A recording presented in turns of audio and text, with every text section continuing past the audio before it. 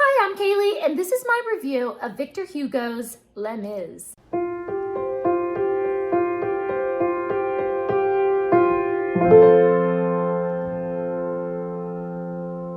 I came into this book with some trepidation. I have watched the movie musical of Les Mis before and did not care for it. As a musician, I just did not like the way that the music was composed. The music felt sort of boring to me from a musical theory, I guess, sort of standpoint. So I was unable to enjoy it. So coming into the book, I was kind of wondering, what is my reaction going to be? But before we get into that, I want to reach back here to our Booktuber Shoutout book, and we're going to shout out somebody. Our shout out for today is the Library of Alexandria. So I will leave a link to their channel down in the description. Please go down and subscribe to them. And if you haven't already, please do subscribe to this channel, subscribe to my Spanish booktube channel, and please give this video a big thumbs up if you love Les Mis the book, or Les Mis the musical, or Victor Hugo, or anything about French literature. Jean Valjean is an ex-convict. Everywhere he goes, he is shunned and reviled until one old priest is kind to him. Valjean undergoes a change of heart and decides to change his life. He determines to become respectable and good. He conceals his past and becomes a philanthropist. He gives to the poor and supports the elderly and the orphaned. And he shows kindness to one dying prostitute, Fantine. However, the police inspector Javert has not forgotten about Jean Valjean's criminal past. He pursues Valjean into the crowded streets of Paris, stubbornly intent on bringing him back to the galley prisons. I just loved so many things about this book. The dramatic storyline was wonderful. There are so many compelling and complex characters. The writing is really powerful. I loved that we get a very in-depth look into the inner struggles of each of the main characters. We see into their heart. We get to hear their thoughts. We look right into their innermost soul. And then when they make a decision and they finally take action, it really means something profound because we saw all those inner struggles that led up to that action. The writing does take a lot of rabbit trails. There are entire chapters and just massive sections that dive into things like the etymology of slang words and the history of the Battle of Waterloo and how the sewers below Paris were constructed and the history and organization of religious convents. If you're interested in history and nonfiction, then you might enjoy those sections. But if not, you might be better off with an abridged version of the book. And I am not a person who likes to read an abridged version. Like, I want to have the whole thing of what the person really wrote. So for me to recommend to you guys to find an abridged version, like, you know, it was these insane rabbit trails, okay, that just had nothing to do with the story. I mostly skimmed over all those rabbit trail sections. However, the rest of the writing is wonderful. The majority of the book is full of powerful writing that really grabs your attention. I mean, with one sentence, Hugo can just tear your heart out.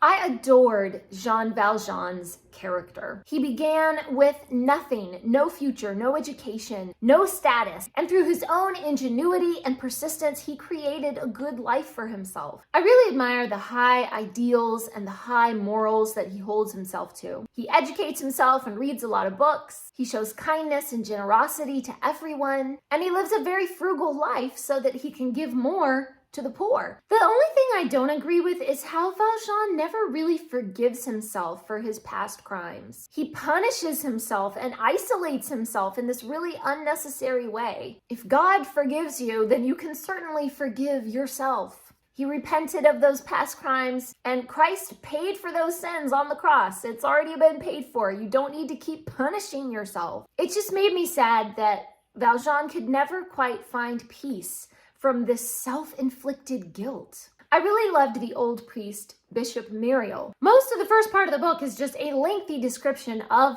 Bishop Myriel and his life and how he gives to the poor, how he counsels foolish people, how he forgives the sinner, and how he approaches people with fatherly love and advice. The writing just made him such a real person to me, and I was flooded with these feelings of admiration and respect for him. Some people might say that he was too good or too perfect to be true, but I have been blessed to know many people very similar to Bishop Myriel in real life. I was distressed by Fantine's story. She was just so poor and lonely and desperate. And her story left me feeling kind of disgusted at all the terrible situations that she was in. It made me feel such a strong pity for her. I can't say that I ever really connected with her character though. To me, she was more just a plot device to connect us with Cosette and to show evidence of the extent of ValJean's goodness and generosity. Cosette is another character that I did not particularly connect with on a deep level. She's pitiful in the beginning and she's sweet and innocent. I think I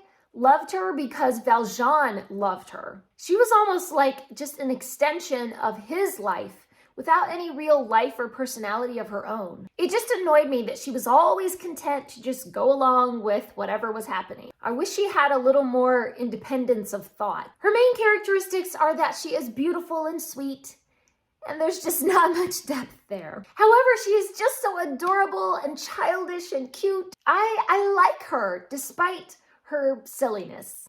I also have conflicting thoughts about Marius. I did not like him very much. He is such an airhead. He's just lazy. He doesn't work to improve himself or his circumstances. He moons around daydreaming instead of doing something with his life. However, I do admire his high ideals. He's very resolute in his morals and his ideas about duty, and I really love that about him. He is quick to defend the helpless and aid anyone in trouble, and he's loyal to his friends, but he makes really dumb decisions. Oh, Marius, you adorable idiot. I can't help but like him though, because he is very charming and stupid and sweet. Oh, Marius. Javert is one of the most complex villains in all of literature. He thinks he's doing what's right by upholding the law of France. He shows no mercy. There's no room for anything in his mind or in his heart other than the letter of the law. There's a quote that Hugo says that Javert had the intention of restoring ValJean to the law, of which ValJean was the captive and of which he, Javert, was the slave. Javert's entire life, his entire identity is wrapped up in this earthly law, the law of France. And those laws, judged by heavenly standards, are completely without mercy. There's no tolerance there. So Javert ignores the higher laws of God, while ValJean obeys the laws of God with mercy and kindness and charity. I really loved hating this villain. I loved to hate Javert. I'm not really sure how to say this person's name. Thenardier, something.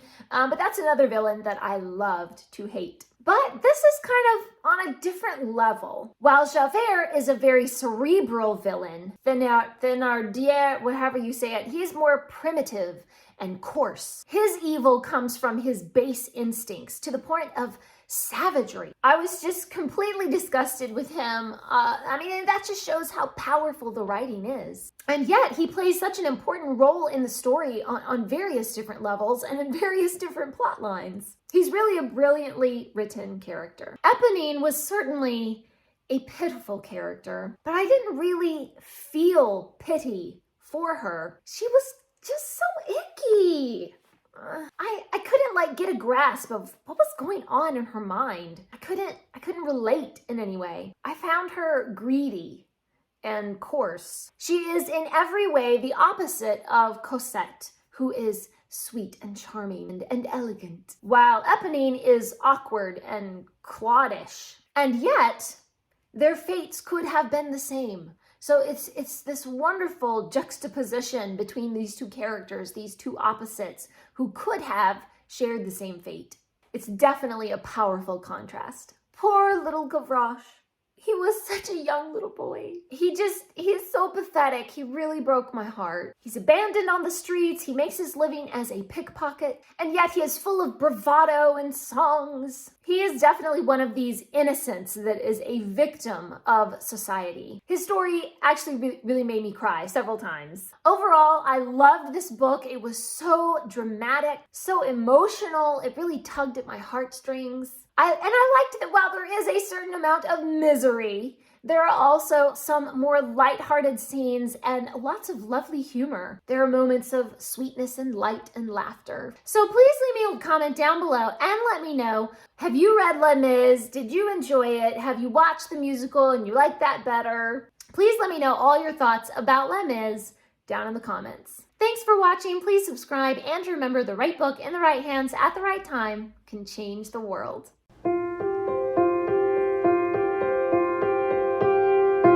Thank you.